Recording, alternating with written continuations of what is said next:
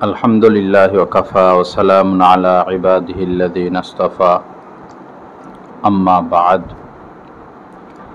فأعوذ بالله من الشيطان الرجيم بسم الله الرحمن الرحيم وقل جاء الحق وزهق الباطل إن الباطل كان زهوقا عليه وسلم إن الصدقة لا تطفئ غضب الرب وتدفع ميتة السوء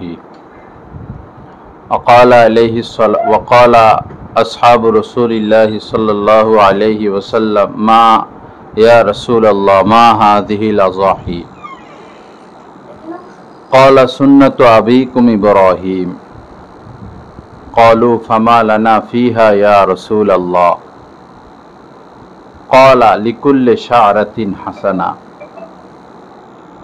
قالوا فالصوف يا رسول الله قال لكل شعرة من الصوف حسنة أو كما قال عليه الصلاة والسلام اللهم صل على سيدنا ومولانا محمد وعلى آل سيدنا ومولانا محمد وبارك وسلم। আল্লাহ পাক জাল্লা জালালুহু আমাদের সবাইকে মাফ করে দেন। আল্লাহ পাক আমাদের সমস্ত গুনাহ, ইচ্ছা অনিচ্ছা, জানা অজানা সমস্ত গুনাহগুলো মাফ করে দেন। আমাদের আব্বা আম্মা, আত্মীয় স্বজন, সমস্ত মুসলমানের সমস্ত গুনাহগুলো মাফ করে দেন। দ্বীনের সহি বুঝ আল্লাহ পাক আমাদেরকে দান করেন। আজকের এই মজমাকে আল্লাহ পাক কবুল করেন। সবাইকে হেদায়েতে কামিলা নসিব করে দেন। লা ইলাহা ইল্লাল্লাহ। সাহাবায়ে কিরাম হুজুর পাক সাল্লাল্লাহু আলাইহি সাল্লামের নিকট জানতে চাইছেন যে এই কুরবানি মানে কি, মা হাযিহিল আযাহি, হে আল্লাহ রাসূল এ কুরবানি কি? নবীজি বললেন সুন্নাতু আবিকুম ইব্রাহিম, তোমাদের বাবা হযরত ইব্রাহিম আলাইহিস সালামের সুন্নত। সাহাবায়ে কিরাম আবার জানতে চাইলেন ফামা লানা ফিহা,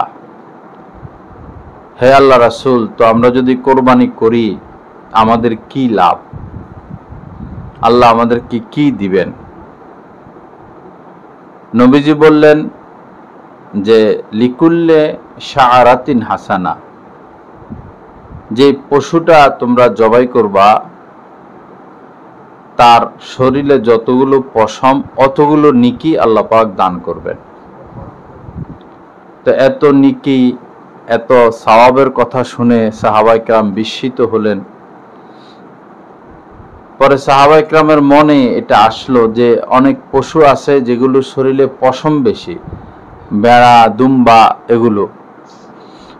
তো জানতে চাইলেন যে ইয়া রাসূলুল্লাহ, তো যেগুলোর পশম বেশি সেই পশুর ক্ষেত্রে কি হুকুম? তখন নবীজি বললেন লিকুল্লি শাআরাতিন মিনাস সুফি হাসানা, ওই পশমওয়ালা পশুর শরীরে যতগুলো পশম ওই পশুগুলোকে জবাই করলেও সেই পরিমাণ পশম পরিমাণে সওয়াব আল্লাহ পাক দান করবেন। এবং হাদিস শরীফের মধ্যে এসেছে কোরবানির দিন তো অনেক নেকের কাজ করা যায়, অনেক সওয়াবের কাজ করা যায়, কিন্তু কোরবানি করাই কোরবানির দিন, কোরবানির ঈদের দিন, ঈদুল আজহার দিন কোরবানি করাই হচ্ছে সবচেয়ে বড় নেকির কাজ। ওই দিন এর চেয়ে বড় নেকের আর কোনো কাজ নাই। এজন্য আমার মা বোনেরা কোরবানি দেওয়ার ক্ষেত্রে অলসতা করবেন না এবং সম্পদের চিন্তা করবেন না। আল্লাহর সন্তুষ্টির আশায় বাস কোরবানি করে ফেলব। একটা বাচ্চা অসুস্থ হইলে, একজন মানুষ অসুস্থ হইলে হাসপাতালে নিতে হলে বর্তমানে 10,000 টাকা কিছুই হয় না, 20,000 টাকা হয় না, 30,000 টাকা হয় না। হতে পারে অনেক অনেক বিপদ থেকে আপনি এই আমলের উসিলায় বেঁচে যাবেন। এজন্য মুস্তাহাব আমলও না ছাড়া, যারা মুস্তাহাব আমল ছেড়ে দেয় তাদের থেকে সুন্নত ছুটে যায়, যারা সুন্নত ছেড়ে দেয় তাদের থেকে ওয়াজিব ছুটে যায়, যারা ওয়াজিব ছেড়ে দেয় এক পর্যায়ে ফরজও ছুটে যায়। আর ফরজ ছাড়তে থাকলে, ফরজের ব্যাপারে গাফলতি করতে থাকলে কুফুরি পর্যন্ত চলে যায়। এজন্য যদিও বাহ্যিকভাবে দেখা যায় কিছু টাকা পয়সা খরচ হবে, হোক না, আপনি আল্লাহর উপর ভরসা করে কোরবানি দিয়ে দিবেন। পুরুষের তুলনায় মা বোনদের উপরে কোরবানি বেশি আসে। জিলহজ মাসের ফজর থেকে 12ই জিলহজ মাগরিব পর্যন্ত এই 1, 2, 3 দিন যে ব্যক্তি, নারী বা পুরুষ, বালেগা, সুস্থ, জ্ঞান সম্পূর্ণ, সুস্থ বলতে জ্ঞান সম্পূর্ণ, আকেল, যার নিকটে সদকায়ে ফিতির ওয়াজিব হওয়া পরিমাণ সম্পদ থাকবে তাকেই কোরবানি করতে হবে। আর যার উপর জাকাত আসে তার উপরে সদকায়ে ফিতিরও আসে। তো বর্তমানে জাকাতের যে নেসাব 52 তোলা রূপা, 52 তোলা রূপার দাম আসে 78,750 টাকা। 78,750 টাকা, 78 বা 79 যেটা হোক, এই পরিমাণ। আপনার কানে 2টা ধুল আছে, পাশাপাশি যদি কিছু টাকাও থাকে, যোগফল যদি এত হয়, আপনার উপর কোরবানি চলে আসবে।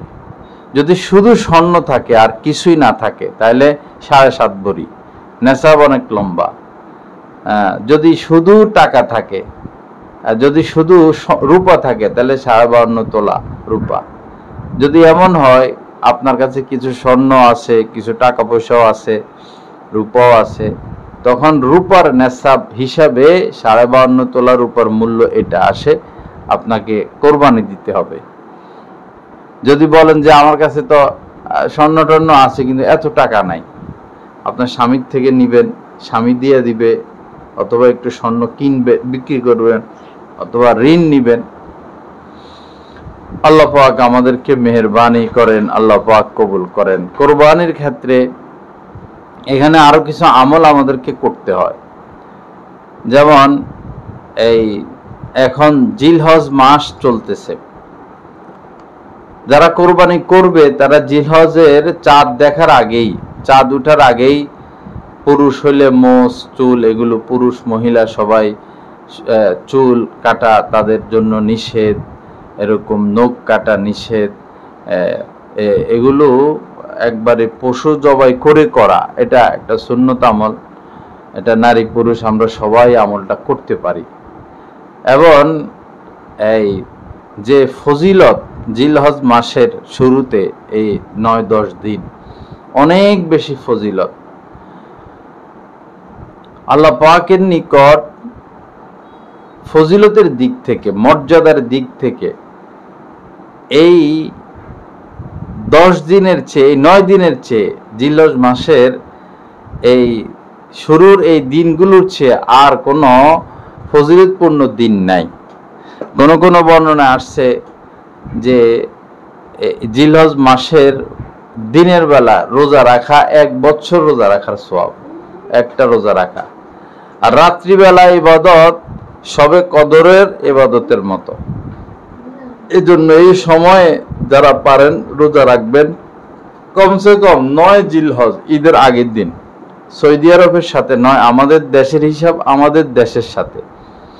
এখন বাংলাদেশের দিন, আমেরিকার রাত, একসাথে দিন হয় না পৃথিবীতে, একসাথে রাত হয় না। তো আমাদের দেশে যখন চাঁদ দেখব তখন আমরা ঈদ করব। তো এই হিসাবে বাংলাদেশে সৌদির সাথে মিলবে না, সৌদি একদিন আগে হয়ে যায় সাধারণত। তো আমরা আমাদের দেশে ঈদের আগের দিন একটা রোজা কমপক্ষে রাখার চেষ্টা করব। ওই দিনের রোজা 1 বছর আগের এবং 1 বছর পরের সমস্ত সগীরা গুনাহ আল্লাহ পাক মাফ করে দিবেন, ওই রোজাটা রাখা। আমরা সবাই 9 জিলহজ অন্তত এই রোজাটা রাখার চেষ্টা করব। আল্লাহ পাক সকলকে তৌফিক দান করেন। এরপরে ঈদের দিন তো কোরবানি হবে। কোরবানির ক্ষেত্রে আমরা নিয়তকে পরিষ্কার রাখবো, নিয়তকে একদম পরিষ্কার রাখবো। নিয়তের মধ্যে যদি গড়মিল থাকে তো মনে রাখবেন কোরবানি হবে না। যেমন গোশত খাওয়া নিয়ত, কোরবানি না দিলে মানুষ কি মনে করবে। তারপরে ছোট গরু দিলে আমরা বড় বংশের মানুষ, মানুষ কি মনে করবে। অমুকে 2 লাখ টাকা দিয়ে আনছে, আমি 2.5 লাখ 3 লাখ দিয়ে আনবো, প্রতিযোগিতা। এগুলো নিয়ত করলে কোরবানি হবে না। যাই জিজ্ঞেস করে গোশত চিকন হবে না মোটা হবে, স্বাদ হবে কিনা, শরীরে কি সব তেল কিনা, এগুলা না। আপনি সুন্দর পশু দেখবেন, চয়েসফুল একটা পশু দেখে কোরবানি করবেন, বাস। গোশত খাওয়া নিয়ত না করা। আর একটা হলো কোরবানির পশু কিনতে হবে একদম শতভাগ হালাল টাকা দিয়া। 1 লাখ টাকা দিয়ে গরু কিনলো, 50 পয়সা যদি হারাম এখানে ঢুকে, এই কোরবানি হবে না। 1 লাখ টাকা দামের গরু 50 পয়সা তো এখন পাওয়া যায় না। 1 টাকা ধরেন, 50 পয়সা 1 টাকাও যদি হারাম ঢুকে, এই কোরবানি কবুল হবে না। 5 জনে মিলে কোরবানি বা 7 জনে মিলে কোরবানি বা 3 জনে মিলে কোরবানি, যাই হোক, এই শরিকদের মধ্যে যদি একজনেরও টাকা অবৈধ হয়, কালো টাকা হয়, তারাও কোরবানি হবে না, বাকিদেরও কোরবানি হবে না। এই ক্ষেত্রে খুবই সতর্ক থাকবেন। হালাল টাকা দিয়ে পশু কিনতে হবে। আর যারা গরু জবাই করে, গরু বানাইয়া দেয়, গোশত কেটে দেয়, এদেরকে আলাদা পারিশ্রমিক দিতে হবে। এদেরকে গোশত দিয়া, পশুর গোশত দিয়া পারিশ্রমিক দিলে হবে না। এদের কত 300 টাকা হোক বা 500 টাকা হোক, এদের সাথে এটা কথা বলে আনা কসাইদের সাথে। বাকি লাস্টে যদি কিছু গোশত আপনারা দিয়ে দেন বা খাওয়াইয়া দেন, সেটা হবে হাদিয়া, সেটা বিনিময় না। কোরবানি গরু গোশত বিনিময় হয় না। চামড়াটা এই আপনি ইচ্ছে করলে নিজেও ব্যবহার করতে পারবেন, আর বিক্রি করলে এই টাকা আপনি খরচ করতে পারবেন না, এটা দান করে দিতে হয়। তা আমাদের এই অত্র এলাকায় সবচেয়ে বড় প্রতিষ্ঠান কমলপুর মাদ্রাসা, সেখান থেকে ছাত্ররা আসে। মাশাআল্লাহ, এখানে অনেক এতিম গরিব ছেলেও আছে। মাদ্রাসায় পশুর চামড়াটা দিয়ে দিলে মাদ্রাসার একটু লাভ হয়, গরিব বাচ্চাদেরকে খাওয়াইতে পারে, সেখানে দিয়ে দিবেন। আর পশুর যে গোশত আপনি ইচ্ছা করলে সব আপনি খেতে পারবেন, ফ্রিজে রাখতে পারবেন। তবে যেটা সুন্নত তরিকা, সেটা হলো, যেটা মুস্তাহাব, সেটা হলো 1 ভাগ পশুর গোশতের 1 ভাগ নিজে রাখা, 1 ভাগ আত্মীয় স্বজনকে হাদিয়া পাঠানো ঘরে ঘরে। এটা একটা মহব্বত, এটা সুন্দর। আর 1 ভাগ গরিব দুঃখীকে দিয়ে দেওয়া।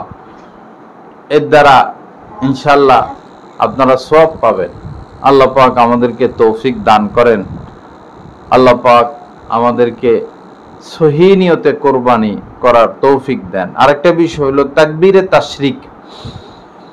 তাকবীরে তাশরিক হলো 9 জিলহজ ফজর থেকে 13 জিলহজ আসর পর্যন্ত, ঈদের আগের দিন 9 জিলহজ এবং ঈদের পরে 13 জিলহজ পর্যন্ত ফরজ নামাজগুলোর পর, ফরজ নামাজের সালাম ফিরানোর পর একবার পুরুষরা আওয়াজের সাথে, মহিলারা আওয়াজ ছাড়া আল্লাহু আকবার, আল্লাহু আকবার, লা ইলাহা ইল্লাল্লাহু, আল্লাহু আকবার, আল্লাহু আকবার, ওয়ালিল্লাহিল হামদ, এটা বলা ওয়াজিব। এটা বলতে হবে আমাদের। পুরুষরা যদি কোনো কারণে ঘরে নামাজ পড়ে, ঘরে পড়বে, আর মহিলারা তো ঘরেই পড়বে, মহিলারা অবশ্যই এটা বলতে হবে, এটা বলা ওয়াজিব। আল্লাহ পাক আমাদেরকে তৌফিক দান করেন। আল্লাহ পাকের এই হুকুম বাস্তবায়নের তৌফিক দান করেন। হযরত ইব্রাহিম আলাইহিস সালামের উপর তো সন্তান কোরবানি করার, সন্তানকে জবাই করার নির্দেশ আসে।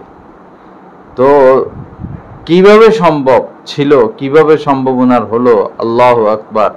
এ কারণেই তো ওনারা নবী, যে 120 বছর বয়সে তিনি সন্তান পাইছেন। বৃদ্ধ বয়সে সারা জীবনই দোয়া করছেন, কিন্তু বৃদ্ধ বয়সে গিয়ে তিনি সন্তান পাইছেন। এবং কি মায়া, কি মোহাব্বতে সন্তানের প্রতি। আল্লাহ পাক সরাসরি ওহিও পাঠান নাই, স্বপ্নে বলছেন, তাও স্বপ্নেও ইশারা দিছেন প্রিয় বস্তু কোরবানি করো, প্রিয় বস্তু কোরবানি করো। তো হযরত ইব্রাহিম আলাইহিস সালাম তো আল্লাহ পাকের ইশারা বুঝেই গেছেন, প্রিয় তো এখন সন্তানই। তো সন্তানও কেমন, সন্তানকে কিভাবে লালন পালন করলেন, কিভাবে বড় করলেন, যে সন্তানকে যখন বলছে যে আমি তো এই এই স্বপ্নে দেখেছি, তুমি কি বলো, তো সন্তানও সাথে সাথে বলল যে যে ফাফআল মা শিতা, যে আপনি যেটা স্বপ্নে দেখেছেন, আদিষ্ট হয়েছেন, সেটা আপনি করে দেন, সাতাজিদুনি ইনশাআল্লাহু মিনাস সাবিরিন, তো আপনি আমাকে ধৈর্যশীল পাবেন। সন্তানও রাজি হয়ে গেল। তো মক্কা থেকে মিনায় নিয়ে গেল এই ছোট বাচ্চাকে, বারবার শয়তান ধোঁকা দিছে, বারবার ধোঁকা দিছে না, তো সন্তান নিজেই শুয়ে গেছে। ওই মুহূর্তটা আমরা একটু কল্পনা করি, নিজের একমাত্র সন্তান, নিজের কলিজার টুকরা, বাবার হাতে ছুরি, সন্তান শোয়া, সন্তানকে এখন বাবা জবাই করবে। এক তো হলো সন্তান হারানো, দ্বিতীয় হলো সন্তানের যে কষ্ট পিতার সামনে, পিতা সন্তানের গলায় ছুরি চালাচ্ছে। কি পরিস্থিতি ওই সময়! সারা পৃথিবীর আল্লাহ পাক যত কিছু সৃষ্টি করেছেন, যত ফেরেশতা সৃষ্টি করেছেন, ওই সময় সবার নজরে এদিকে কি হচ্ছে আজকে দুনিয়া। আল্লাহ পাক ওই দিকে তাকাইয়া আছেন, সমস্ত ফেরেশতারাও তাকাইয়া আছেন যে আজকে পৃথিবীর জমিনে কি হচ্ছে। যাই হোক, হযরত ইব্রাহিম আলাইহিস সালাম তো খলিলুল্লাহ, আল্লাহ পাকের খলিল, কি কঠিন পরীক্ষা। তো ছুরি তো তিনি চালাইয়ে দিছেন, জবাই করে দিছেন। তো দেখুন, উনি তো জানে সন্তান ঠিকই জবাই হয়ে গেছে, অথচ জবাই হইল বকরি। আল্লাহ পাক জান্নাত থেকে একটা বকরি পাঠাইয়া দিছেন, বকরি জবাই হয়েছে। তিনি পরীক্ষায় উত্তীর্ণ হয়ে গেছেন। তা আমাদের ক্ষেত্রে তো সন্তান জবাই করার নির্দেশ না, আমরা তো শুধু কিছু টাকা পয়সা কোরবানি করব। একটা খাসি 12,000 15,000 টাকা দিয়ে পাওয়া যায়, গরুর শরীক আপনি 20,000 টাকা দিয়ে শরীক মিলাইতে পারবেন, একটু হিম্মত করলে হলো। আল্লাহ পাক আমাদেরকে তৌফিক দান করেন। ইব্রাহিম আলাইহিস সালামের এই কাজে পূর্ণ ইখলাস ছিল, এই পরিমাণ ইখলাস ছিল, আর এই কাজটা আল্লাহ এত পছন্দ করছেন বিদায় সারা পৃথিবীর সমস্ত মানুষের উপর এটাকে আল্লাহ পাক ওয়াজিব করে দিলেন। সাই মারওয়া, এই যে সাফা থেকে, সাফা পাহাড় থেকে মারওয়া, মারওয়া থেকে সাফা যে ছুটাছুটি, এটা তো মূলত হযরতে হাজেরা আলাইহিস সালাম, শিশু ইসমাইল পিপাসিত, তাকে পানি পান করাবেন, পানি নাই, বুকে দুধ নাই, তো পানি খোঁজার জন্য এই পাহাড় থেকে সেই পাহাড়, সেই পাহাড় থেকে এই পাহাড় ছুটাছুটি করছেন। এই ছুটাছুটি আল্লাহ পাকের উপর, আল্লাহ পাকের নিকট এত পছন্দ হয়েছেন যে যারাই উমরা করবে, হজ করবে, এই ছুটাছুটি আল্লাহ পাক আবশ্যকীয় করে দিয়েছেন। তো ইখলাস এমন জিনিস, আমাদের মধ্যে সব আছে কিন্তু ইখলাস নাই। সব আছে, যত অবমানটন হোক, যত ব্যবসা বাণিজ্য খারাপ হোক, কিন্তু সাহাবায়ে কেরাম যে দুর্দশায় যে কষ্টের জীবনে ছিলেন, বর্তমানে সে কষ্ট কোথায়? আগে কারেন্ট ছিল না, তো কারেন্ট না থাকলে ফ্যান ছিল না, ফ্রিজ ছিল না, রাত্রে আলো ছিল না, এই অবস্থায় তো তারা জীবন কাটাইছেন। নবীজি একবেলা খেলে আরেক বেলা না খেয়ে থাকছেন, 2 বেলা নবীজি কখনো পেট ভরে খান নাই। সে হিসাবে আমাদের কত সুখ, কত শান্তি। আল্লাহ পাক জাল্লা জালালু আমাদের প্রতি মেহেরবানি করেন, যা যা হুকুম আছে এই হুকুমগুলো পালনের তৌফিক দান করেন। মহিলা হিসাবে আমাদেরকে কিছু, আমাদের নিজেদেরকে কন্ট্রোল করা শিখতে হবে। রাগ আসবে কিন্তু রাগ করা যাবে না, বিশেষ করে স্বামীর সাথে রাগ না করা, এবং স্বামীর মুখে মুখে তর্ক না করা। কোনো কারণে স্বামী রাগ করছেন, বস স্ত্রী চুপ থাকবে। স্ত্রীও যদি রাগ করে, স্বামীও যদি রাগ করে, আগুন বাড়ায়। রাগ আগুন থেকে, হ্যাঁ, তো একজনে আগুন নিক্ষেপ করতেছে, আরেকজনও যদি আগুন নিক্ষেপ করে তাহলে তো পুরো শহর জ্বলে যাবে। এখন হইলো পানি দেওয়া, আপনি পানি হয়ে যাবেন, আপনি চুপ হয়ে যাবেন। এইটাই সংসারে কোনোদিন ঝগড়া হবে না। একজন নারী কখনো তালাক প্রাপ্ত হবে না, একজন নারী নির্যাতনের শিকার হবে না, এতটুকু যদি সে রাগকে কন্ট্রোল করতে পারে। রাগ আসল। এক সাহাবী নবীজিকে বললেন যে আউসিনি ইয়া রাসূলুল্লাহ, হে আল্লাহ রাসূল, আমাকে কিছু নসিহত করেন। সাহাবায়ে কেরাম সুযোগ পাইলে, নবীজি অবসর থাকলে এরকম বলতেন, আমাকে কিছু নসিহত করেন। যেই নসিহত নবীজি করতেন একদম আজীবন ওই নসিহতের উপর তারা থাকতেন, যে নবীজি আমাকে নসিহত করছেন। তো যখন সাহাবী সুযোগ পাইছেন, অনুরোধ করছেন আমাকে একটু নসিহত করেন, তখন নবীজি বললেন লা তাগজাব, যে তুমি রাগ করো না।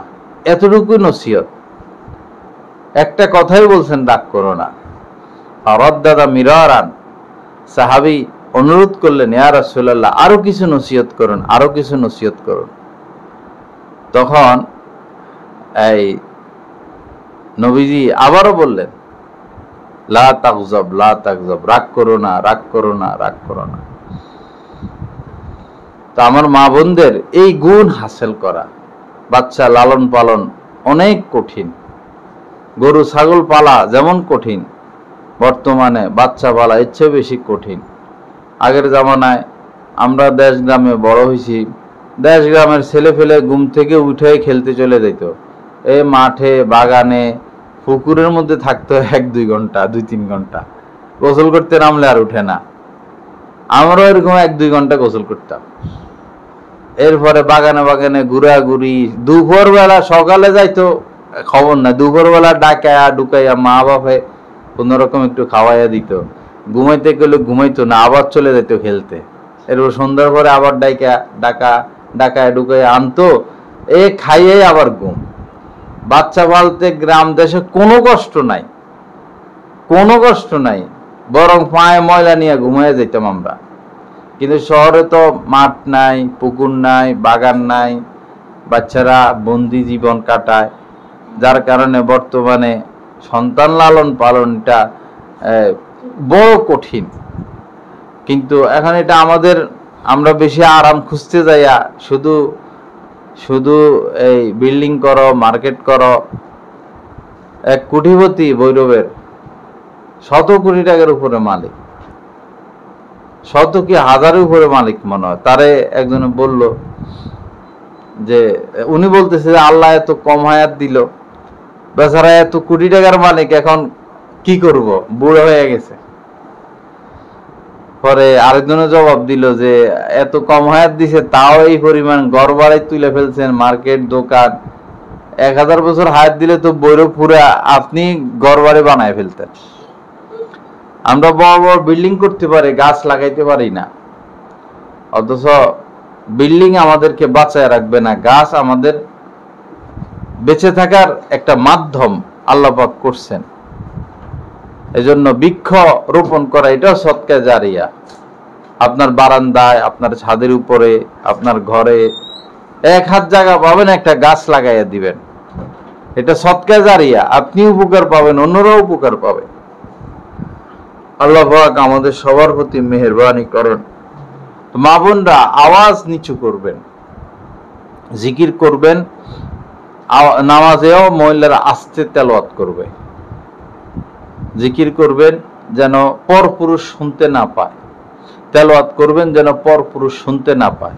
নিজের রুমে তেলাওয়াত যদি জোরে করেন অসুবিধা নাই, জিকির যদি জোরে বলতে একটু আওয়াজে করেন, একটু আওয়াজে করলে ভালো, কিন্তু পরপুরুষ যেন আওয়াজ না পায়। কথাবার্তা পরপুরুষের সাথে যদি কোনো কারণে কথা বলতে হয়, মহিলার লোক দুধ দেয়া যায় বা যাদের সাথে প্রয়োজনে মাঝে মধ্যে কথা বলতে হয়, তখন গলার মধ্যে একটা কর্কশ, একটা রাগ এনে কথা বলা, যেন গলার সঠিক আওয়াজটা পুরুষ না পায়।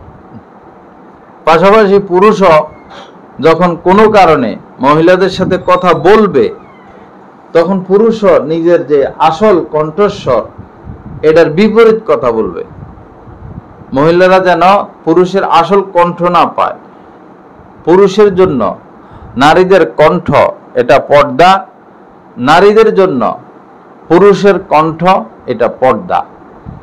তো আস্তে কথা বলার চেষ্টা করবেন। মহিলারা এই রাগ উঠলে এত চিল্লে চিল্লি আশপাশের বাসা খবর হয়ে যায়। আমাদের গাছতলা ঘাটের ওইদিকে আরো আছে বিভিন্ন জায়গায়, যখন মহিলারা ঝগড়া শুরু হয় তখন সব রাস্তায় নেমে যায়। রাস্তায় নাইমা চিল্লা চিল্লি হাতাহাতিও হয় মহিলা মহিলা, দুই পাশে শত শত পুরুষ আর মহিলারা এরকম ঝগড়া করতে থাকে, হাতাহাতি করতে থাকে, চুল টানাটানি করতে থাকে। এরা তো মহিলার কাতারে নাই, এরা পুরুষ হয়ে গেছে। তো রাগ কন্ট্রোল করার চেষ্টা করবেন। এটা মনে করেন আপনার ডাইন হাত। আপনার জীবন সুখময়, সুখের জন্য, জীবনভর সুখে থাকার জন্য আপনার প্রধান উপকরণের মধ্যে একটা হলো রাগ কন্ট্রোল করা। এরপরে উঁচু আওয়াজে কথা না বলা, যেন এই উপরে ঝগড়া শুরু হইলো নিচে কণ্ঠ চলে গেল না। বাচ্চাদেরকে ধমক টমক দেওয়ার ক্ষেত্রে দেখা যায় যে অনেক উঁচু আওয়াজ, এরকম না হওয়া, এরকম না করা, আওয়াজকে কন্ট্রোল করা। আল্লাহ পাক আমাদেরকে মেহেরবানি করেন, ওয়ালা ইয়াজরিবনা আরজুলিহিন্না, যে তারা হাঁটবে। মহিলাদের ব্যাপারে নির্দেশনা হলো এমনভাবে হাঁটবে যেন অলংকারের শব্দ পরপুরুষের কানে না যায়। অলংকার লাগাইলে এখন এমনভাবে হাঁটতেছে যে পরপুরুষ এটার শব্দ পাইতেছে না, এরকম না। হাঁটবেও পা রাখবে খুব স্লো, হাঁটবে খুব স্লো। নিজেদের অলংকারের আওয়াজটাও যেন পরপুরুষের কানে না যায়। সেন্ট ব্যবহার করা হয়, বডি স্প্রে ব্যবহার করা, ভালো কথা ব্যবহার করবেন, ঘরে ব্যবহার করবেন। বডি স্প্রে পুরুষের ক্ষেত্রে সুগন্ধির হুকুম হলো যেটার ঘ্রাণ ছড়ায় এমন সুগন্ধি পুরুষ ব্যবহার করবে। আর মহিলার ক্ষেত্রে হলো এমন সুগন্ধি ব্যবহার করবে যেটা রং ছড়ায়, রং। বাকি যদি আপনি বডি স্প্রে এগুলো ব্যবহার করেন বাহিরে যাইতে না, এটা ঘরে ব্যবহার করবেন। সেন্ট ব্যবহার করলে ঘরে ব্যবহার করবেন, বাহিরে না। বাহিরে গেলে এমনভাবে যাওয়া যে কেউ যেন বুঝতেই না পারে কি লম্বা কি বেঠে। বর্তমানে কিছু বোরকা বাইর হয়েছে এরকম যে অনেক ঢোলা, কুচি কুচি কুচি কুচি কুচি কুচি দিয়া, এরা অনেক টান দিলে অনেক ঢোলা। এই বোরকাগুলো সুবিধা, এই মানুষটা মানে অবয়ব যেন বোঝা না যায়, লম্বা না বেটে না মোটা, অবয়ব যেন বোঝা না যায়, কার ঘরের বউ কার স্ত্রী এটাও যেন বোঝা না যায়। একদম নীরবে জীবন কাটাইয়া দেওয়া, বস আল্লাহর মহব্বতে, আল্লাহর ভালোবাসায়, আল্লাহকে পাওয়ার আশায় জীবন কাটাইয়া দেওয়া। দুঃখে থাকি, সুখে থাকি, অভাবে থাকি, সচ্ছলে থাকি, আল্লাহকে পাওয়ার আশায় জীবন কাটাইয়া দেওয়া। মৃত্যুর পর আর আমাদের কোনো টেনশন নেই, পেরেশানি নেই। সকল মহিলাদেরকে আল্লাহ পাক এরকম তরুণী বানাইয়া দিবেন। সবাই তরুণী হয়ে যাবে, সবাই সুন্দরী হয়ে যাবে, সবাই লম্বা হবে 60 হাত। সকল মহিলা দুনিয়াতে বেটে হওয়ার কারণে মন খারাপ, একবারই লম্বা তো করবেন 60 হাত পর্যন্ত লম্বা হবে। পুরুষও 60 হাত, মহিলাও 60 হাত। এবং বয়স থাকবে পুরুষেরও 30, মহিলারও 30। বর্তমানে তো পুরুষদের বয়স যদি 25 হয়, মহিলাদের 18, এরকম। কিন্তু জান্নাতে বয়স দুজনের সমান, লম্বা দুজন সমান।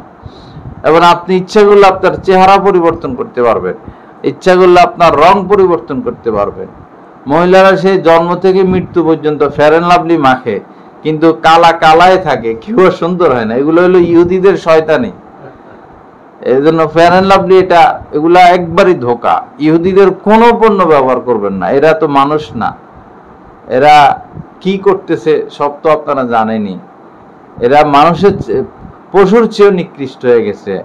অনেক সময় বন জঙ্গলে এই সিংহরা, বাঘেরা, হায়নারা হরিণের ছোট বাচ্চা নেয় না, খায় না, দয়া করে বাচ্চার উপরে, কিন্তু এদের ভিতরে দয়াটা নাই। এজন্য এদের কোনো পণ্য ব্যবহার করবে না। ফেয়ার অ্যান্ড লাভলি সারা জীবনের জন্য ভুলে যান। বাংলাদেশে ভালো ভালো পণ্য আছে, বা অন্য পণ্য ব্যবহার করবেন, ইহুদিদেরটা না। ফেয়ার অ্যান্ড লাভলি হোক, লাক্স হোক, লাইফ বয়, ডেটল, এরপরে ডাব সাবান, এরপরে কোকা কোলা, 7 আপ, এরপরে নেসকফি, হরলিক্স, আরও যা যা আছে, দোকানে গিয়েই যখন কিনতে হয় বলবেন যে বাংলাদেশি পণ্য দেন, তবে ইহুদিদেরটা না। অন্য দেশে কিনলে কিনবেন, ইহুদিদেরটা না। কোকা কোলা বহুত জীবনে খাইছি, এই টাকা দিয়েই তারা এখন মুসলমানদেরকে মারতেছে। স্বামীদেরকে বলবেন ইহুদি কোনো পণ্য ঘরে আনবা না, একবারে পরিষ্কার বলে দিবেন যে ইহুদিদের পণ্য আমরা ব্যবহার করব না, ঘরে আনবেন না। এরা মানুষের চেয়ে নিকৃষ্ট হয়ে গেছে। আল্লাহ আমাদেরকে সার্ফ এক্সেল, হুইল, রিন এগুলো বেশি চলে, বাংলাদেশে ভালো ভালো পাউডার পাওয়া যায়, এগুলো ব্যবহার করবে। লা ইলাহা ইল্লাল্লাহ। আল্লাহ পাক আমাদেরকে নূরানি জিন্দেগি দান করেন, আল্লাহ পাক আমাদেরকে তাকওয়ার জিন্দেগি দান করেন। মাঝে মধ্যে রোজা রাখবেন, ঈদের পরে কমপক্ষে সপ্তাহে 2টা রোজা, সোমবার রোজা, বৃহস্পতিবার রোজা। নবীজি এই 2 দিন রোজা রাখতেন। তো 2টা দিন রোজা রাখলে বেশি ক্ষতি নাই, কিন্তু আপনার সওয়াবও পাবেন অনেক। এবার বিজ্ঞানীরা এখন গবেষণা করে বলতেছে যারা রোজা রাখে তাদের ক্যান্সার হয় না। বছরে 1 মাস রোজা, আর সপ্তাহে যদি 2টা রোজা, আবার মাসে 3টা রোজা আছে চাঁদের, 13, 14, 15। এই রোজাগুলো রাখলে ইনশাল্লাহ ক্যান্সার হবে না। সারাদিন যদি একটা মেশিন চলে, তো মেশিন, এটা তো ফ্যান চললে ফ্যানের এই কয়েল জ্বলে যায়, মেশিন চললে এটা জ্বলে যায়, সেটা জ্বলে যায়, গরম হয়ে যায়। তো আমাদের শরীরেও তো এটা সুইচ পড়ে যায়। আমাদের শরীরের ভিতরে এগুলো তো মেশিনই সব। এই শুধু খাও আর খাও, খাও আর খাও, খাও আর খাও, তো ক্যান্সার হবেই। বেশি অসুখ বর্তমানে ধনী মহিলাদের, কোনো কাজ করে না, সারাদিন শুধু মোবাইল টিপে, গিবর শেখায়, স্বামীর সাথে ঝগড়া, এই হলো কাম। স্বামীর সাথে ঝগড়া, মোবাইল টিপা, বাচ্চারা স্কুলে নেয়, ওইখানে মহিলারা বসে বসে গল্প, আড্ডা, মোবাইল টিপি, স্কুল থেকে আসে আবার কোচিংয়ে নিয়ে যায়, এই কোনো কাজ করে না। অথচ আগের জামানায় মহিলারা ধান, পুরুষরা জমিন থেকে সকালে 9টা 10টার দিকে ধান নিয়ে আইতো, এই ধান তারা মারাইয়া পা দিয়া ধান ছুটাইতো, এই ধানরে সিদ্ধ করতো, রোদ্রে শুকাইতো, এই ধানরে আবার ঢেকি দিয়া এই ধানরে চাউল বানাইতো, ওই চাউল ভাত পাকাইয়া খাইতো। দিনে দিনে সব করে ফেলতো। আর সেই মহিলারা এখন এই মানে ভাত পাকায় মেশিন জাতীয় কি বাইর হয়েছে ভাত পাকানের, তো অসুখ তো হবে। রাইস কুকার দিয়া ভাত পাকা, এরপর গোস্ত পাকানের কি বাইর হয়েছে, এগুলো তো অসুখ তো হবেই। হযরত ফাতেমা, যিনি জান্নাতের নারীদের সর্দার হবে, নবীর কলিজার টুকরা, কাজ করতে করতে হাতের মধ্যে ঠোসা পড়ে যেত, কুয়া থেকে পানি উঠাইতেন, জামা কাপড় ময়লা হয়ে থাকতো, খাইয়া না খাইয়া জীবন কাটাইতো, ক্ষুধার্ত, অসুখ, ক্ষুধা, কাজ, এত কষ্ট।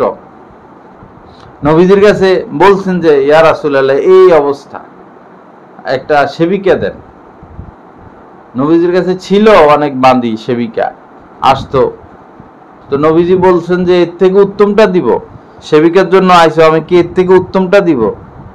তো বলছেন যে ইয়া রাসূলুল্লাহ দেন। তো উত্তমটা দিছেন যে তাসবিহে ফাতিমি, নামাজের পরে 33 বার সুবহানাল্লাহ, 33 বার আলহামদুলিল্লাহ, 34 বার আল্লাহু আকবার, এটা দিয়ে দিছেন। কিন্তু এই কাজের উপরে রাখছেন। আমরা কাজ না করে এখন কেমনে ওজন কমাবো হে দান্দা করে। রোজা রাখেন সপ্তাহে 2টা, আর ঘরের কাজ, নিজের কাজ নিজে করেন, দেখবেন অর্ধেক আপনার অসুখ ভালো হয়ে যাবে। আল্লাহ পাক আমলের তৌফিক দান করেন।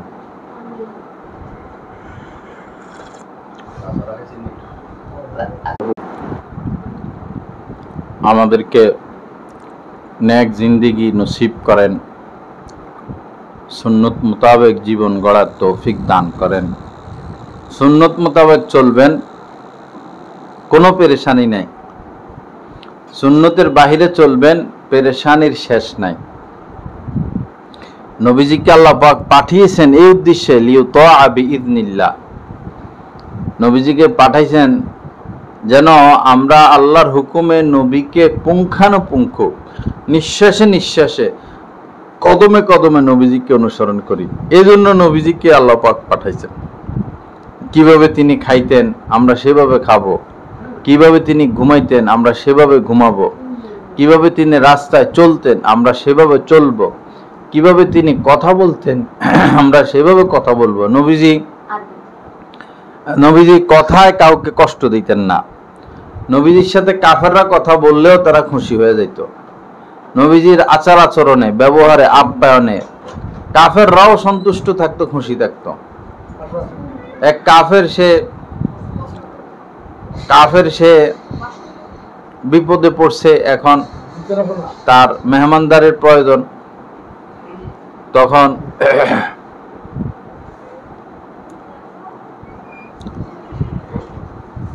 উনি চোখে দেখেন না, এখানে উপরে বসেন।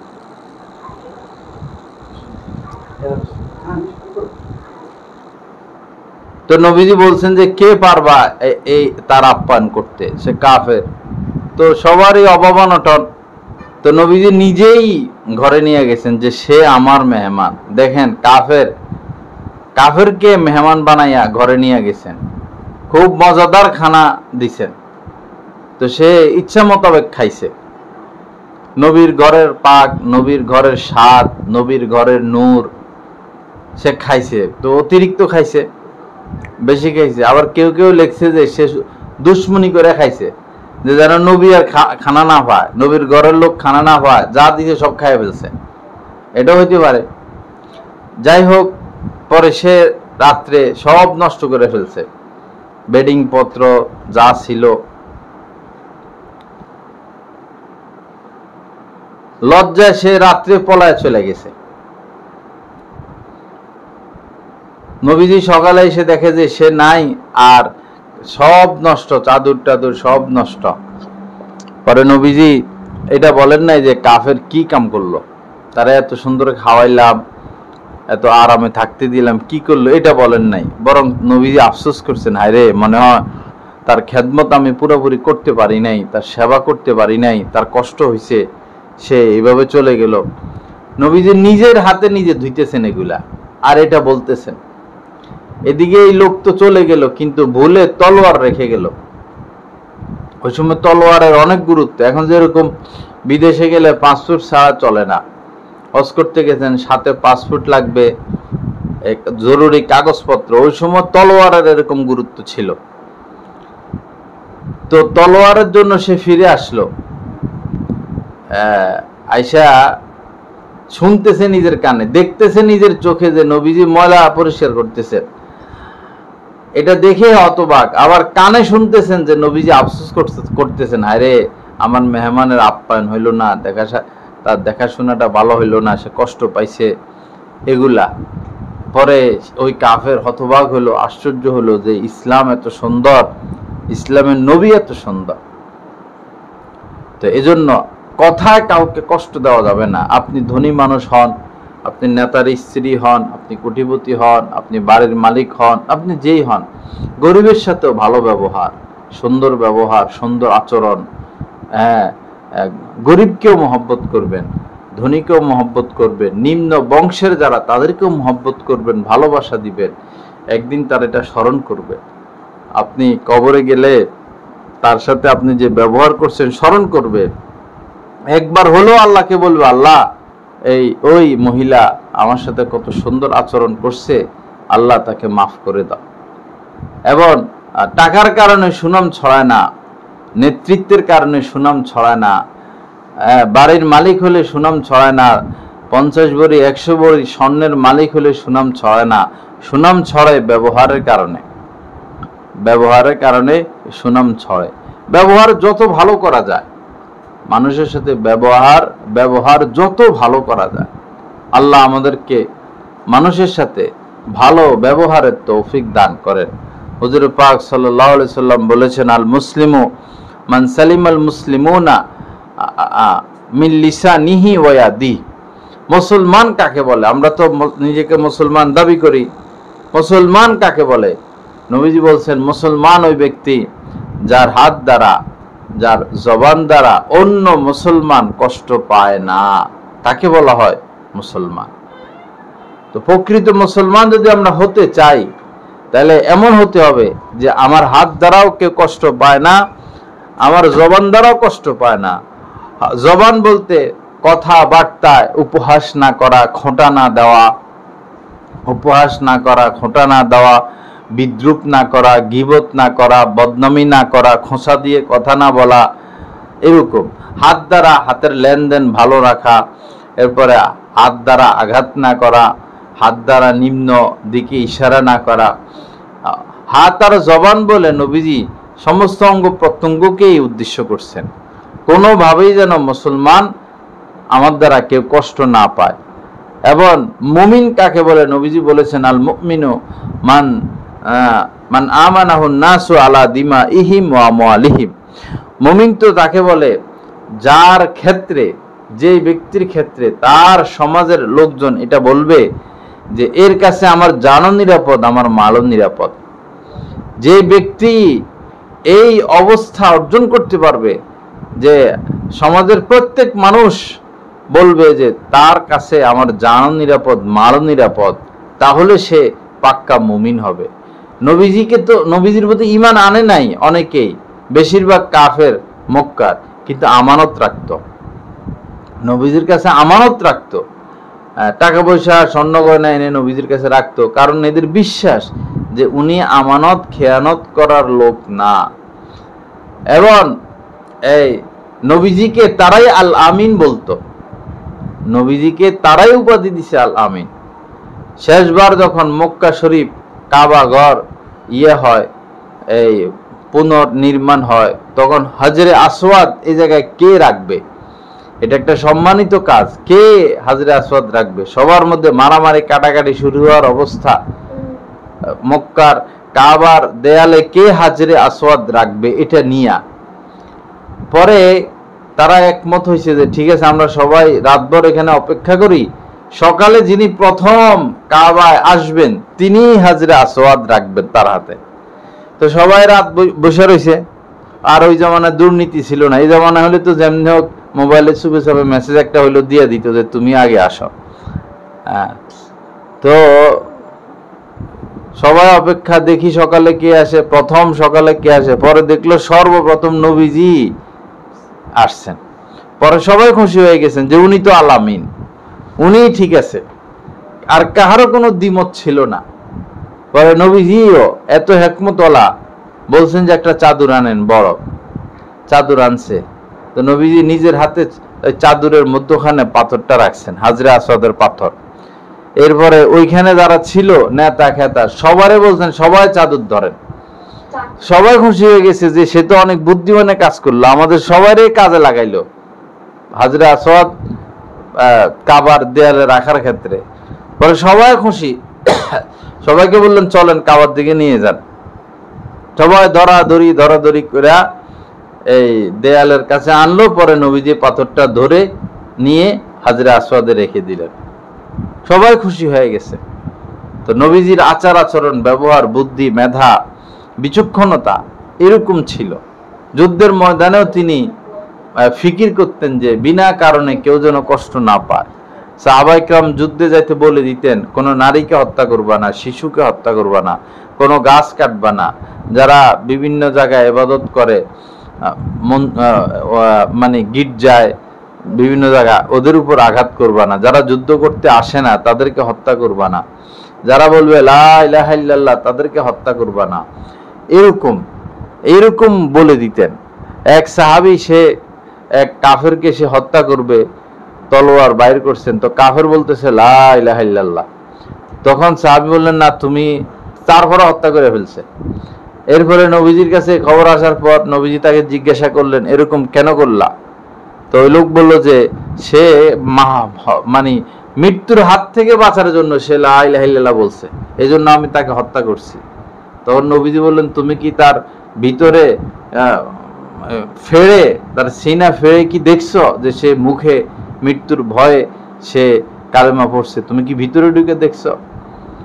তো নবীজির উদারতা দেখেন, ভিতরে যাই থাক, বাহ্যিকভাবে তো সে লা ইলাহা ইল্লাল্লাহ বলছে, এখন তো তাকে আর মারা যাবে না। যাই হোক, আমাদের ব্যবহার সুন্দর করা, খোসা মেরে কথা না বলা, স্বামীকে কষ্ট না দেওয়া, স্বামী স্ত্রীকে কষ্ট না দেওয়া, বাচ্চা কাচ্চাকে মহব্বতের সাথে লালন পালন করা, ঘরে যদি শ্বশুর থাকে শাশুড়ি থাকে, এরা আর কয়দিন বাঁচবে, এদের একটু খেদমত করা। আজকে আপনি আপনার শ্বশুরের যদি খেদমত করেন, শাশুড়ির খেদমত করেন, তো আপনি একদিন অচল হয়ে যাবেন, ওই দিন আপনি খেদমত পাবেন। আজকে যদি খেদমত না করেন, তো বৃদ্ধ বয়সে আপনি অসহায় হয়ে যাবেন, এক গ্লাস পানি দেওয়ার মতো কেউ থাকবে না, এরকম হয়ে যাবে। শরীরে শক্তি থাকা অবস্থায় সেবা করা, খেদমত করা। আরাম আয়েশের জিন্দিগি এটা রোগে ভরা। আরাম আয়েশ খুঁজবেন, এসির ভিতরে থাকবেন সারাদিন, এটা রোগে ভরা। কাজ করবেন, নিজের ঘর নিজে মুছবেন, নিজের ঘর জামা কাপড় ধোয়া এটাও ব্যায়াম, পাক শাক করা এটাও ব্যায়াম, ঘর মোছা এটা ব্যায়াম, লিফট না লাগাইয়া সিঁড়ি দিয়া উঠবেন, সিঁড়ি দিয়া নামবেন, এটাও ব্যায়াম। যদি আপনার ব্যায়াম করতে মন না চায়, তো 6তলা বিল্ডিং এর উপরে 10 বার উঠবেন আর 10 বার নামবেন, দেখবেন আপনার স্বাস্থ্য ভালো, আপনার শরীর ভালো। সপ্তাহে 2টা রোজা, যত কষ্ট রাখবেন, যত কষ্ট 2টা রোজা রাখবেন। খানা 3 ভাগের 1 ভাগ খানা খাওয়া, পেট ভরে না খাওয়া। ইসলামের নির্দেশনা এরকমই, মুস্তাহাব এটাই। যতটুকু চাহিদা আপনার, যেমন আপনার 3 প্লেটের চাহিদা, ক্ষুধাই পরিমাণ, তাহলে 1 প্লেট খাবেন। বা আপনার উদাহরণস্বরূপ 3 পা আপনার চাহিদা, তাহলে 1 পা খাবেন। 3টা কলা খাওয়ার চাহিদা, 1টা কলা খাবেন। আর 1 ভাগ পানি আর 1 ভাগ হলো খালি, তাহলে কোনোদিন বড় বড় রোগ হবে না। আমরা তো নিজের রোগ নিজে তৈরি করি। সুন্নত মোতাবেক চললে আমাদের কোনো রোগ নাই। মাথায় এমনভাবে তেল ব্যবহার করবেন যেন মগজে তেল যায়। দুধ পান করা, নবীজিকে মদ দেওয়া হয়েছিল, দুধ দেওয়া হয়েছিল, নবীজিকে এখতিয়ার দেওয়া হয়েছিল যে আপনি যেটা ইচ্ছা খেতে পারেন। নবীজি মদের দিকে হাত বাড়ান নাই, নবীজি দুধ পান করছেন। নবীজি ওই দিন যদি মদ পান করতেন, তো আমাদের জন্য মদ হালাল হয়ে যেত। কিন্তু মদ তো স্বাস্থ্যকর খাদ্য না, এটা খেলে তো সব শেষ হয়ে যায় ভিতরে। আল্লাহ পাক আমাদেরকে বাঁচায়া দেন। আল্লাহ পাক এই মদের ক্ষেত্রে নবীজি বলেছেন, ওয়ালা তাশরাবান্না খামরান ফাইন্নাহু রাসু কুল্লি খাতিয়া। এই মদ পান সমস্ত পাপের উৎস, পাপের মানে যোগান দেয় মদ পান। যে মদ পান করবে, কোনো পাপ তার কাছে পাপ থাকবে না। এই জন্য নিজের সন্তানদেরকে, স্বামীদেরকে এই মদ পান থেকে বিরত রাখার চেষ্টা করবেন। পিতা যদি সন্তানকে 100 কোটি টাকা দিয়ে যায়, আর সন্তানের মদের নেশা, এই 100 কোটি শেষ হইতে 5 বছরও লাগবে না, 10 বছরও লাগবে না, সব শেষ হয়ে যাবে। এজন্য সন্তানদেরকে দিন শিখানো। নবীজি এটাও বলছেন, ওয়ালা তারফা আনহুম আসাকা আদাবান, যে তোমার সন্তানদের থেকে শাসনের লাঠি, আদবের লাঠি কখনো উঠাইও না। অর্থাৎ সন্তানদেরকে আজীবন শাসন করা, তাদেরকে শিষ্টাচার শিক্ষা দেওয়া, তাদেরকে আদব শিক্ষা দেওয়া, এটা মা বাবার উপর দায়িত্ব। শুধু স্কুলে পড়াইলাম, মাদ্রাসায় পড়াইলাম, এতেই যে তার মধ্যে আদব চলে আসবে এরকম না। এখন বা পড়ালেখা নাই, আপনারা জানেন পড়ালেখা নাই, পড়ালেখা একদম শেষ। পোলাপান সারাদিন মোবাইল টিপে নিয়ে ব্যস্ত আছে, কি পড়ালেখা করবে? পরীক্ষা নাই, সিলেবাসকে এই করে, সিলেবাসকে এই করে, ওই করে। কিছু পড়ালেখা আছে মাদ্রাসায়, এখন কেমনে মাদ্রাসার পড়ালেখা শেষ করবে এই পায়তারা চলতেছে। কেমনে কওমি মাদ্রাসাগুলোরে বন্ধ করবে, কেমনে কওমি মাদ্রাসাগুলোকে শেষ করবে, এই প্রচেষ্টা চলতেছে। এই দেশের মানুষ কিছুদিন পরে এই দেশে আর ডাক্তারও তৈরি হবে না, ইঞ্জিনিয়ারও তৈরি হবে না, সাংবাদিকও তৈরি হবে না, শিক্ষিত কোনো লোকও তৈরি হবে না, সব মূর্খ। লেখার কারো কোনো যোগ্যতা থাকবে না, ছোট বয়সে লিখতে হয়। এখন পরীক্ষা নাই, তো বাচ্চারা লিখবে কিসের জন্য? বাংলা রিডিং পড়তে পারবে না। ইংরেজি রিডিং পড়তে পারবে না, একটা অ্যাপ্লিকেশন দরখাস্ত লিখতে পারবে না। বড় কঠিন পরিস্থিতি আমাদের সামনে, অভাব অনটন, দুর্ভিক্ষ, ব্যবসা বাণিজ্য, অর্থনৈতিক ধস, সব দিক দিয়া বাংলাদেশ সংকীর্ণতার দিকে যাচ্ছে, সব দিক দিয়া। এটার কারণ হলো গুনাহ ব্যাপক হয়ে গেছে। এখন ছবি তোলাকে কেউ ছবি তোলা মনে করে না, ছবি তোলাকে কেউ পাপ মনে করে না, অথচ এটা লানতের কাজ।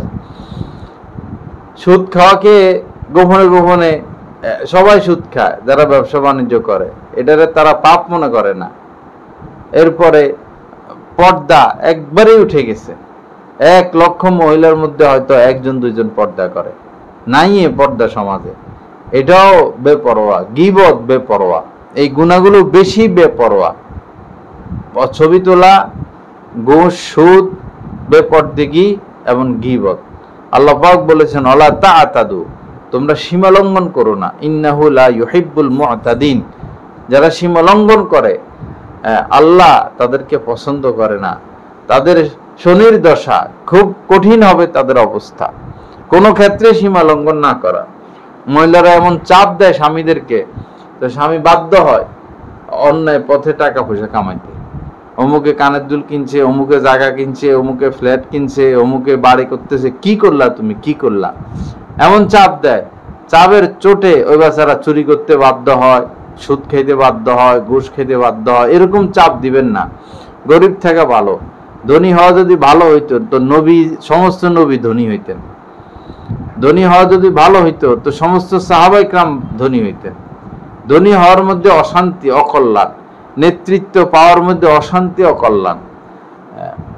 গরিব থাকা ভালো, নর্মাল থাকা ভালো, এমন ভাবে থাকা কারো কাছে যেন হাত পাততে না হয়। আল্লাহ পাক মেহেরবানি করেন, আল্লাহ পাক আমাদের সবার প্রতি দয়া করেন, আল্লাহ পাক আমাদেরকে ইসলাহে কামেল নসিব করেন। তা আমার মা বোনেরা যে আমলগুলো করবেন সেটা হলো, এখন রোজা রাখতে পারেন, এক একটা রোজা 1 বছর রোজা রাখার সওয়াব, এবং রাত্রিতে কিছু ইবাদত বন্দেগী করবেন যতটুকু পারেন। কমপক্ষে ভিতর পড়ার আগে এশার 4 রাকাত ফরজ, 2 রাকাত সুন্নত পড়ে, 2 রাকাত হোক, 4 রাকাত হোক, 6 রাকাত হোক, নফল নামাজ পড়বেন, একটু তওবা ইস্তেগফার, একটু তেলাওয়াত, এরপরে লম্বা দোয়া মোনাজাত করে এরপরে ভিতর পড়ে শুয়ে গেলেন, তাও তো কিছু ইবাদত হইল। এরপরে জিকির, আজকার, ইবাদত বন্দেগী, এই দিনগুলো আল্লাহ পাকের নিকট শ্রেষ্ঠতম দিন।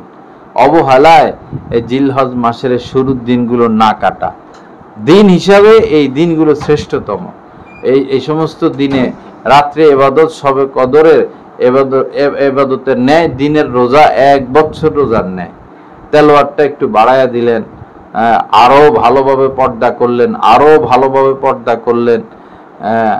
আল্লাহ পাক সবাইকে তৌফিক দান করেন। এরপরে চুল, নখ এগুলো না কাটা, কোরবানি পশু কোরবানি করার আগ পর্যন্ত। এরপরে তাকবীরে তাশরিক যেটা বলেছিলাম সেটাও পড়া, এবং এই কোরবানি দিয়ে দেওয়া, যেমনি হোক যাদের উপর কোরবানি আসে কোরবানি দিয়ে দিবেন, ইনশাআল্লাহ সম্পদের মধ্যে বরকত হবে, টাকা পয়সার মধ্যে বরকত হবে। আল্লাহ পাক তৌফিক দান করেন।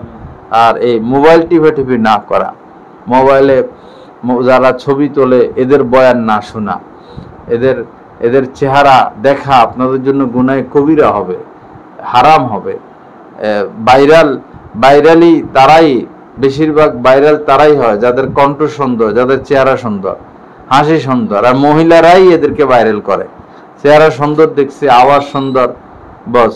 এজন্য এই সমস্ত পর পুরুষ, আপনাদের জন্য এরা পর পুরুষ, এদের ভিডিও বয়ান না শোনা, এদের বয়ান অডিও যদি শুনতে চান, আল্লাহওয়ালাদের বয়ান পাওয়া যায় টেলিগ্রাম চ্যানেলে। ওই টেলিগ্রাম চ্যানেলে অনেক আল্লাহওয়ালা আলেমদের বয়ান পাওয়া যায়, সেখানে গিয়ে শুনবেন, অথবা বাজারে মেমোরি থেকে করে আল্লাহওয়ালাদের বয়ান এনে শোনাবেন।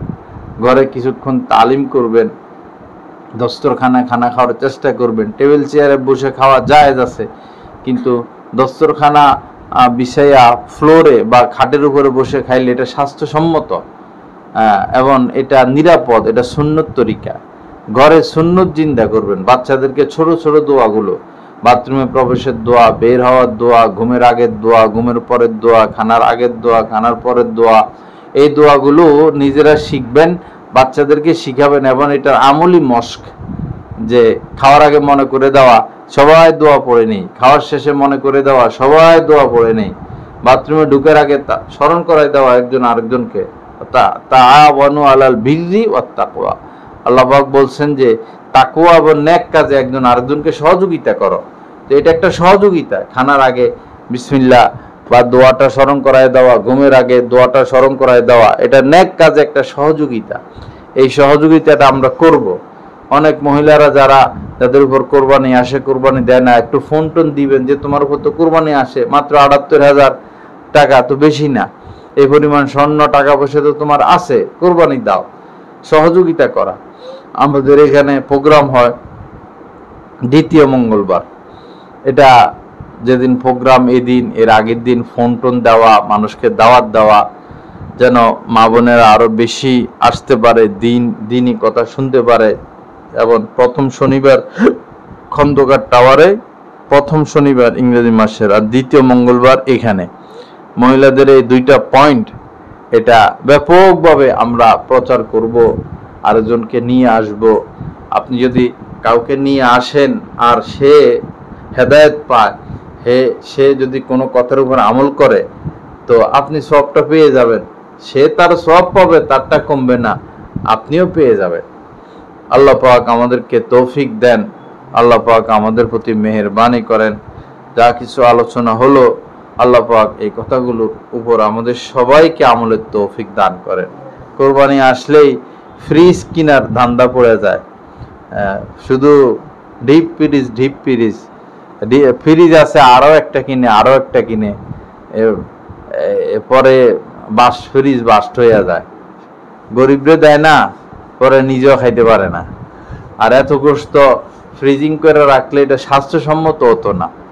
কিছু দান সৎকার চেষ্টা করবেন, গরিব দুঃখীকে দিবেন। গরিব যারা আসে দুয়ারে, তাদেরকে একদম খালি হাতে ফিরিয়ে না দেওয়া। আত্মীয় স্বজনের বাসায় হাদিয়া পাঠাবেন, একটু মহব্বত হইল। গরিব আশপাশ বহু আছে, গরিব এমনও গরিব আছে যারা আসবে না, তো তাদের ঘরে পৌঁছানো, গরিব বাচ্চাদেরকে একটু জামা কাপড় কিনে দেওয়া, বিধবা মহিলা একটা কাপড় কিনে দেওয়া, গরিবের বাচ্চা একটা জামা কিনে দেওয়া, এগুলো চেষ্টা করবেন। আল্লাহ পাক জাল্লা জালালু আমাদের সবার প্রতি মেহেরবানি করেন। আল্লাহ পাক আমাদের এই মজলিসকে কবুল করেন। আল্লাহ পাক আমাদেরকে নেক জিন্দেগি দান করেন, ইসলাহ তাজকিয়া নসিব করে দেন। ওয়া আখিরু দাওয়ানা আলহামদুলিল্লাহি রাব্বিল আলামিন ওয়া সাল্লাল্লাহু আলা নবিয়িল কারীম।